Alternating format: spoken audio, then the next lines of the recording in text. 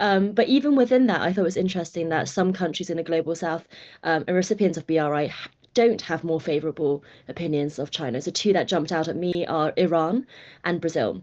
And why those two are interesting in particular is because they're often in these kind of geopolitical narratives about this kind of quote unquote axis of evil that's forming in the world, whether it's Iran, Russia, and China, or when you look at the BRICS summit and all the rhetoric around that. But actually, when you look at polling like this, what it shows is that the Iranians have in fact been quite disappointed in terms of the economic promises that China has made to them. In 2021, they signed a friendship pact, but hasn't really helped the Iranian economic situation at home.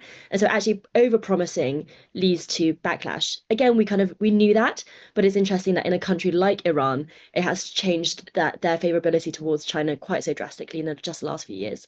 And then in Brazil, the COVID impact is really real in terms of suspicion of the Chinese vaccine, in terms of rhetoric about where the virus came from, the Bolsonaro kind of very populist Trump-like rhetoric, which really took a hit in terms of China's public opinion there. So I think that's really worth picking out when we generalize something like the global South likes China, because that's not strictly true.